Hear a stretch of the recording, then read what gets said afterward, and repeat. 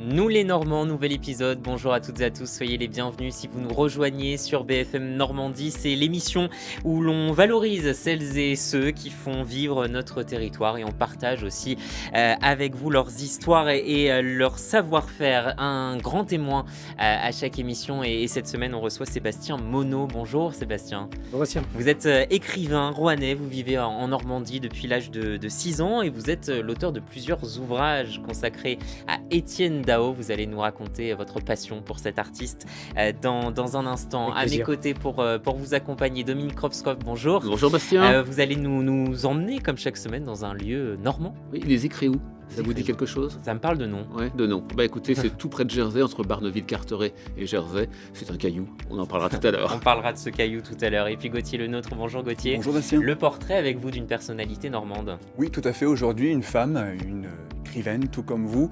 Il s'agit de Madeleine de Scudéry, la première femme dans l'histoire de France à avoir reçu le prix d'éloquence de l'Académie française. Rien que ça, c'est pas mal. Tout à Merci beaucoup, c'est dans quelques minutes. Ça vous va comme programme? C'est parfait. Eh ben, on y va, c'est Allons-y. parti, nous les Normands.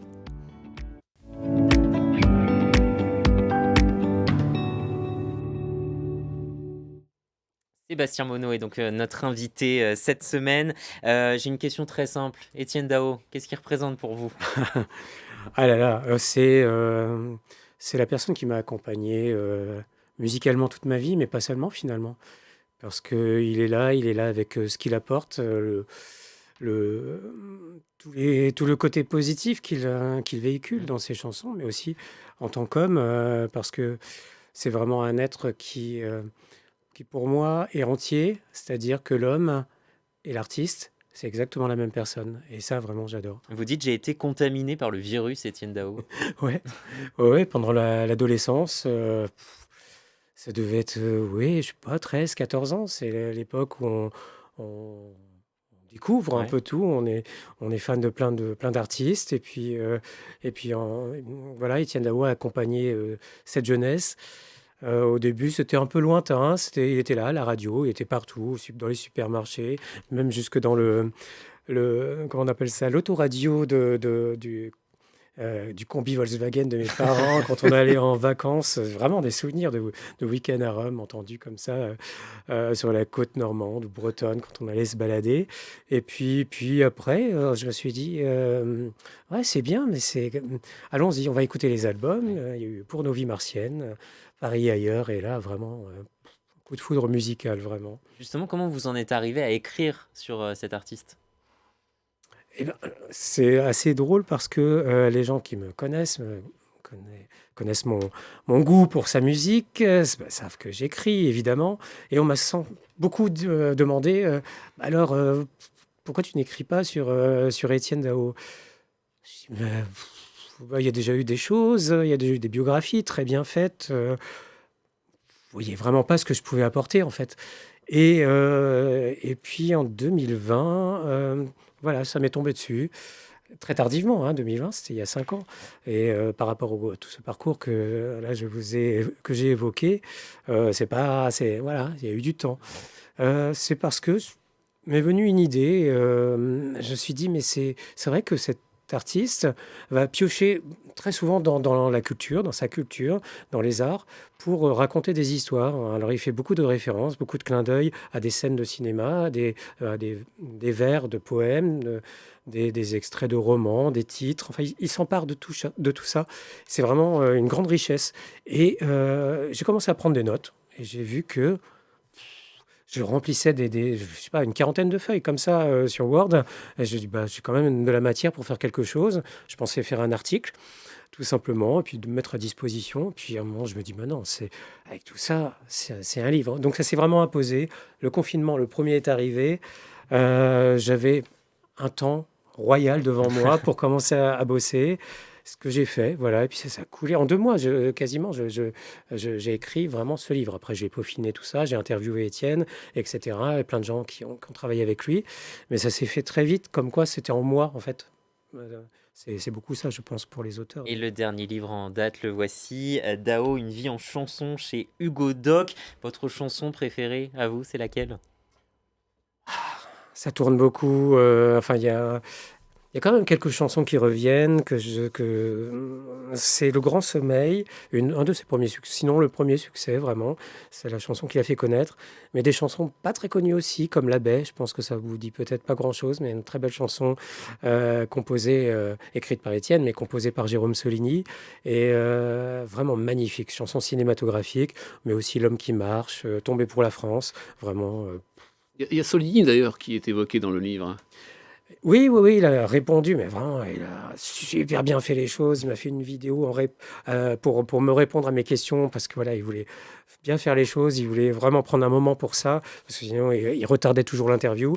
Et puis surtout, il a eu la grande gentillesse de faire une préface, d'écrire quelques mots pour mon livre. Comment on devient passionné par un artiste et après, comment l'approcher? C'est ça un peu la question. Bah, là encore, j'ai mis du temps avant de le rencontrer en personne. Je suis allé On à est ses fan concerts. d'abord? Je suis fan, je me définis comme ça et je trouve que c'est pas un gros mot, voilà. Tant qu'il n'y a pas, parce que pour certaines personnes, fan, c'est fanatique, voilà. Moi, ça n'a jamais été ça. J'ai jamais crié sur son passage. Les concerts, c'était pour écouter sa musique et vraiment apprécier ce moment-là, être en communion avec d'autres personnes qui partageaient ma passion. Et puis, un jour, être là très tardivement aussi, je me suis dit, j'ai ressenti le besoin de lui dire que c'était une personne que j'admirais. Donc, c'était en 2015. J'étais en résidence. J'allais faire ma résidence d'écriture au sémaphore du Créache à Ouessant. Et je me souviens parce qu'il m'a appelé pour me remercier pour mon courrier qu'il avait touché. Et j'étais dans ce sémaphore. J'étais dans la cuisine. C'était mon petit déjeuner. Il y avait un numéro voilà, inconnu. Et puis, je me dis, qu'est-ce que je fais? Je suis en train de prendre. J'étais à peine réveillé. Bon, je décroche et c'était la voix d'Étienne. Bon, on s'en Belle souvient quand même. surprise. Et votre première rencontre, c'était quand?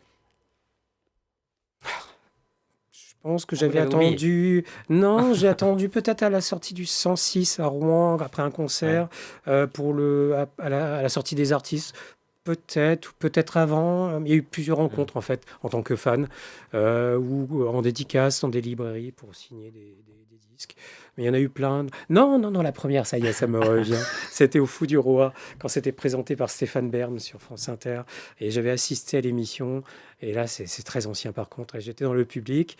Et à la fin, on pouvait descendre, rejoindre les artistes. En l'occurrence, c'était lui. Et voilà. Et c'était même ma première photo avec les premiers téléphones portables qui faisaient des photos aujourd'hui qui sont minuscules, vraiment pixelisées à fond. Et vous Mais l'avez c'est un encore. super souvenir. Ça y est, ça m'est revenu. Pouf. Alors des livres, il y en a eu plusieurs, hein, j'en tiens 2 entre mes mains. Vous avez commencé, vous, votre carrière en tant que journaliste et vous vous êtes ensuite reconverti, hein, c'est ça? Oui, oui, oui. Mon premier métier, c'est journaliste, rédacteur et secrétaire de rédaction. Et après, je travaillais dans la communication. C'est mon dernier métier, salarié. Et puis à un moment, le dernier contrat s'est terminé. Je me suis dit, qu'est-ce que je fais? J'écrivais des livres, j'avais déjà publié pas mal de bouquins. Et je me dis, c'est quand même compliqué de vraiment séparer son cerveau parce que j'avais l'impression quand même que c'était comme ça que ça se pratiquait.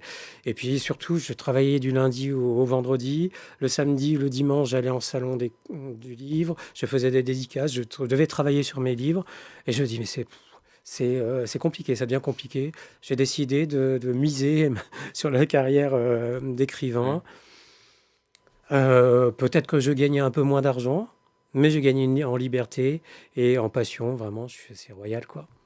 Dans votre écriture, de quelle manière la Normandie vous inspire pour vos histoires? Ah, c'est un personnage à part entière, la Normandie. Mon premier roman personnel s'appelle Rue des Deux Anges, qui vient juste d'être réédité là il y a quelques petits mois. Rue des Deux Anges, l'action se déroule, voilà, c'est la réédition, est sortie en 2005, c'est pour ses 20 ans. C'est Rue des Deux Anges, c'est une rue du quartier Saint-Nicaise à Rouen, un quartier qui n'est pas très connu, et une rue qui l'est encore moins. Les gens souvent écarquillent les yeux, ah, c'est joli comme nom et tout ça. Et je dis, c'est à Rouen pour les On a Rouennais. tourné beaucoup de films d'ailleurs dans ce quartier. Oui, oui, oui, parce qu'il y a encore ce côté ancien médiéval et avec des vieilles pierres encore qui n'avaient pas été rénové vraiment de fond en comble comme certains quartiers. Et même parfois, c'est un peu délabré, quoi. Il y a vraiment des façades avec des étaires, avec des façades. On se demande comment ça tient debout. Et j'adorais. Je me suis dit, mais c'est fascinant ce lieu, vraiment en pente, quoi, derrière les jardins de l'hôtel de ville. C'est encore d'ailleurs un lieu secret, un lieu que peu de, même parmi les Rouennais, parmi les Normands, on connaît mal, on connaît peu. Et voilà, j'ai eu envie de démarrer l'histoire de ce roman dans ce quartier. Et je crois que vous aimez bien vous isoler dans des lieux atypiques pour écrire, c'est vrai ça? Ah ouais, oui, oui, mais parce qu'à la fois, c'est une paix royale. D'être dans un monastère, franchement, c'est extraordinaire. D'être dans un sémaphore où on est tout seul, dans un bâtiment incroyable comme ça, en l'occurrence à Ouessant, au bout du monde. Ça inspire. Ça inspire en plus, Ouais, ça ouais. inspire. Pour Ouessant, j'avais un projet de roman qui se passait in situ, enfin, c'est vraiment à Ouessant. Et donc j'étais quasiment là où se passait l'action, parce que c'était dans le phare du Créache, et moi j'étais au sémaphore qui était juste à côté, dans l'ombre du Créache. Mais franchement, c'est un rêve un peu éveillé que je vis dans ces moments-là. Et ouais, la Normandie, là, il y a des personnages aussi comme Maurice Leblanc, évidemment, On va en parler, on va en parler. qui est là, qui est un petit peu toujours là. Qui veille peut-être sur vous. Histoire de Normand avec vous, Gauthier, vous allez nous parler de Madeleine de Scudéry. Qui est-elle? Oui, voilà, Madeleine de Scudéry, qui, tout comme vous, s'est illustrée par sa plume. Elle est tout simplement la première femme dans l'histoire de France à avoir reçu le prix d'éloquence de l'Académie française.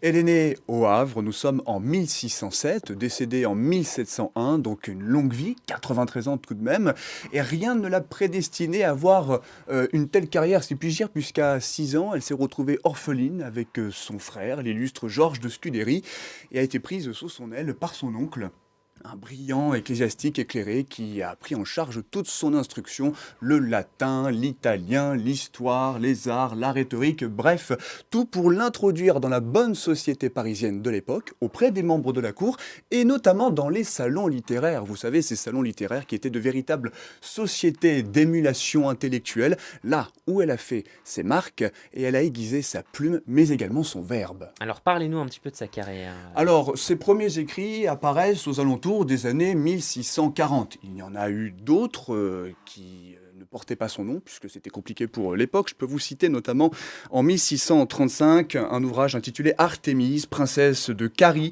ou encore Ibrahim ou l'illustre Bassa en 1641, sous le nom de son frère, qui a assumé de publier ses ouvrages sous son nom pour protéger sa sœur, comme c'était fait pour l'époque. Mais ce qu'il faut retenir de Madeleine de Scudéry, c'est qu'elle s'est imposée comme une véritable pionnière du mouvement de la préciosité.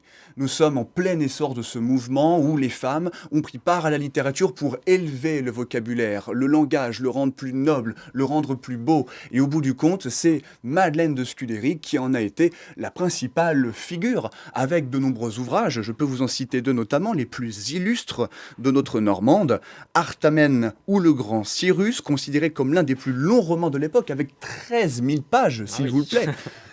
C'est dire quand même. Je sais pas, le maximum d'ailleurs pour vous, le nombre de pages maximum que vous avez fait, c'était combien? Je suis vraiment un petit joueur. Là, il y en a 300 dans ce Comparé 300 à ici. Madeleine. Bon. Ouais, voilà, c'est 400 pages, c'est mes plus grosses œuvres. Bon, 13 000 pages pour cet ouvrage. Un deuxième, Clélie, mêlant aventure, intrigue amoureuse et réflexion morale.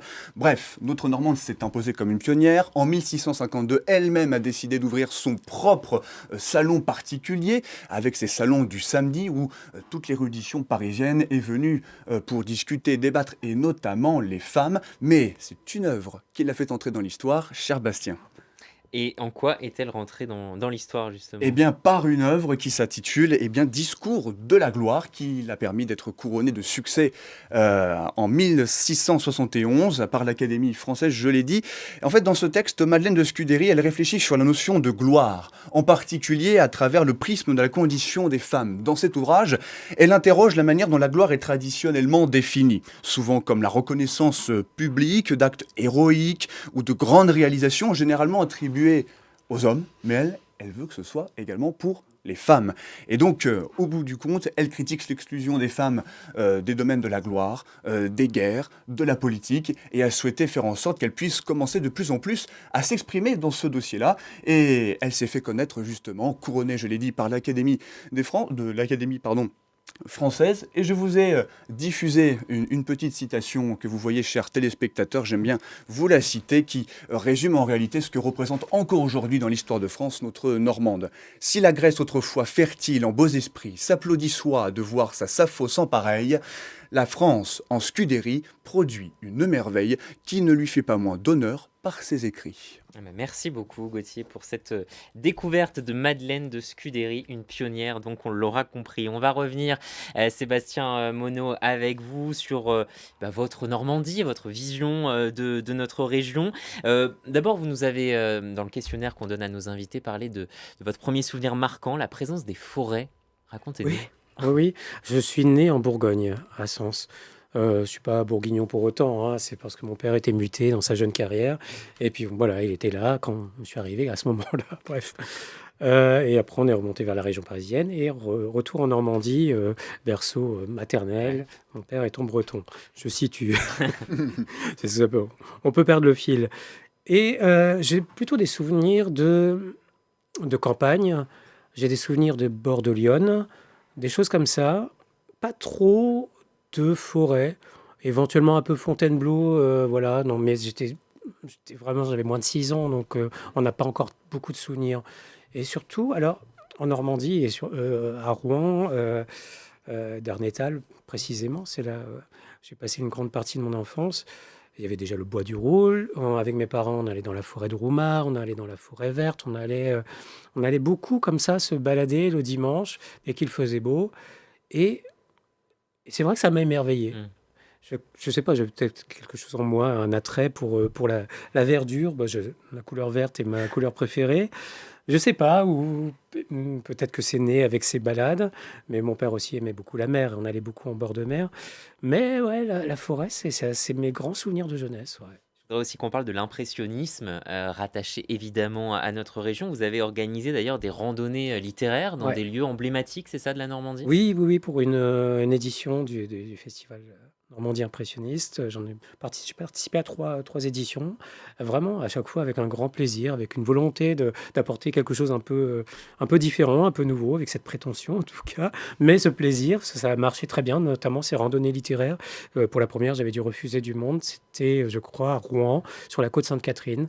Et j'avais mené les gens à la bouille, sur les pas de Hector Malot notamment, mais aussi d'autres peintres impressionnistes, à Giverny, à Dieppe,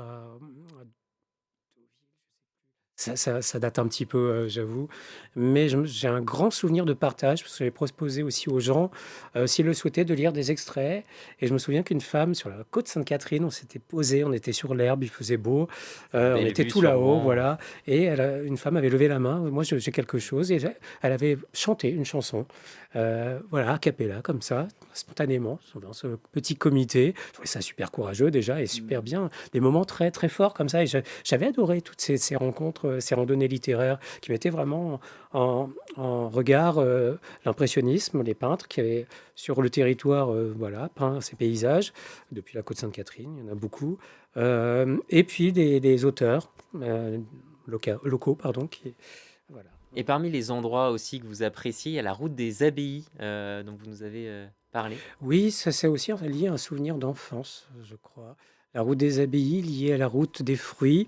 C'est en Euh, Seine-Maritime, hein, pour oui, situer. voilà, et on vraiment longé les méandres de la Seine et voilà, voir ces monuments, s'arrêter pour en été acheter un panier de cerises. Vraiment, c'était. Je dis, mais what else? Enfin, c'est vraiment le Plaisir bonheur, simple, quoi. quoi. Que demander de mieux? Il y a les paysages superbes voilà, de la vallée de la Seine jusqu'à Honfleur et Le Havre, à l'estuaire. Et ouais, c'est vraiment. Il y a tellement de choses à voir partout en Normandie, C'est mais vrai. ça va marquer dans mon enfance. Ouais. Et on vous donne la parole aussi dans cette émission. On va écouter un arboriculteur qui est installé près de Canteleu, vous connaissez peut-être. Et pour lui, un symbole de la Normandie, évidemment, c'est la pomme. On va l'écouter tout de suite. Mon coup de cœur, c'est que c'est une pomme qui est gustativement très bonne, qui est très sucrée, qui est juteuse, qui s'appelle Delbar Jubilé, où on a eu une production remarquable. Donc c'est une pomme bicolore, rouge et jaune, et que l'on consomme facilement. Donc c'est une excellente pomme à croquer et qu'on peut aussi utiliser pour la cuisine. Donc on peut en faire des tartes, des compotés, etc. Donc c'est une pomme que je recommande, que je vends bien sûr sur les marchés de Rouen. L'avantage, c'est qu'en fait la pomme se déguste toute l'année. On n'a pas besoin d'aller chercher de la pomme à l'étranger. Voilà, il faut consommer local, donc des variétés de pommes produites en Normandie. Voilà, des pommes aux jolies couleurs et je vous laisse flasher le QR code qui va s'afficher à l'écran pour partager avec nous aussi vos coups de cœur et bien ce que nous dire ce que la Normandie représente pour vous. Ça se passe donc en flashant ce QR code ou en nous écrivant par mail rédaction@bfmnormandie.fr ou via notre ligne WhatsApp. La découverte normande de cette émission. Avec vous, Dominique, vous nous proposez un peu d'exotisme. Oui, de l'exotisme, mais nous sommes presque en Normandie finalement. Savez-vous qu'à seulement 10 km de l'île de Jersey, on peut vivre sur un îlot perdu? Alors, Sébastien Monod, je vous donne le nom, les Écréous. Ça pourrait vous inspirer. Ouais, pour une C'est le lieu résidence, ça serait parfait, pas hein. mal. Hein. Mais Je attendez, prends mon billet tout de suite. j'ai pas tout dit encore. Les Écréous, c'est un archipel donc méconnu de la Normandie. On ne compte que quelques cabanes de pêche qui sont accrochées à la roche. Là, il n'y a ni eau courante ni électricité. Là, je vous dis, il faut faire attention. Dans quelques minuscules maisons qui sont perchées sur un rocher qui est souvent battu par les vents. On les voit, ces maisons. L'histoire justement des Écréaux est plutôt originale, Dominique. Alors oui, petite carte postale, on peut parler de la Maître-Île, la Maîtrèche-Île, comme on dit, presque, je parle mal au normand. Hein. La plus grande des îles mesure 300 mètres de long et 150 mètres de large.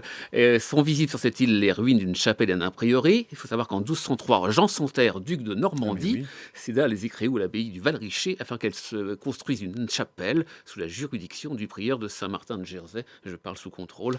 Un prieuré fut accolé à la chapelle et en 1309, un prieur vivait aux Écréaux avec un moine et un domestique.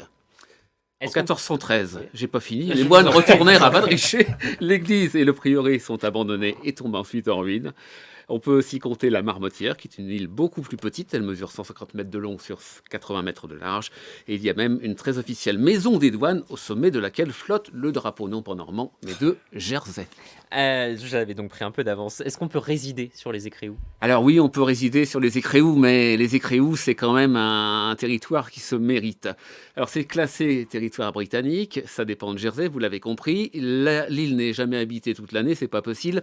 Seuls quelques privilégiés y possèdent encore une cabane familiale transmise de génération en génération, donc pas de chance si vous souhaitez acheter, mais à chaque marée, la mer monte jusqu'aux marches de la cabane. Ça Faut le ressemble à savoir. quoi finalement le quotidien des habitants? Alors, tout est rythmé par la lumière, cette magnifique lumière, la marée, les provisions qu'il faut apporter par bateau depuis Jersey, pourquoi pas depuis Barneville-Carteret. C'est une existence plutôt simple, presque primitive. Ici, donc, pas d'eau, pas d'électricité, pas de route, hein, seulement la mer. En fait, la mer est au pied de la maison. Hein. Les vagues arrivent au bord de la maison et les courants sont forts. Et on dit que si vous tombez dans la mer, vous dériverez jusqu'en France. Ouais, c'est tout un programme. Hein. Alors c'est un peu un jeu de cache-cache permanent avec l'océan qui a forgé évidemment la réputation assez dangereuse du lieu. On peut qualifier les Écréaux de joyaux inestimables entre la Normandie et Jersey, mais ce n'est pas tout à fait normand, je m'en excuse. Merci beaucoup. Il y a quand même quelques mammifères. Hein, c'est vrai. Oui. Et ben, On peut admirer, c'est un beau spectacle si on y va en bateau. On voit les phoques gris, les veaux marins, les grands dauphins ou encore les marsouins communs. Ça vous inspire? Allez, j'ai quelques questions pour vous, Sébastien Monod, avec des réponses plutôt courtes. D'abord, vous préférez le beurre d'Isigny ou la crème de Normandie? Bon, allons-y pour la crème. La crème. Je suis pareil. La cathédrale de Rouen ou la cathédrale de Coutances? La cathédrale de Rouen, quand même. Hein. Elle est belle, c'est vrai. La cité de la mer de Cherbourg ou le musée maritime de Rouen? Allez, partons à Cherbourg. Part à Cherbourg. Les plages du débarquement ou les falaises d'Étretat? Les falaises de Trotta pour Maurice Leblanc, pour Arsène Lupin, forcément. Les cabines de plage de Deauville ou celles de Saint-Valery-en-Caux? Ah, Deauville pour le côté cinéma, voilà. Le parc naturel régional Normandie-Maine ou le parc naturel régional des Marais du Cotentin?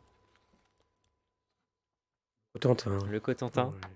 Le festival jazz sous les pommiers à Coutances ou le festival de rock à Évreux? Si jamais elle est encore à Coutances, à ce festival, mais j'opte quand même pour celui-là. On prend ça. Le mémorial de Caen ou le mémorial de Falaise?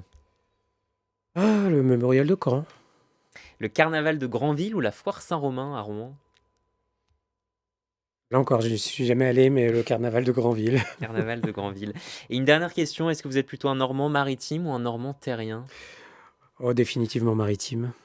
On l'aura compris en tout cas dans cette émission.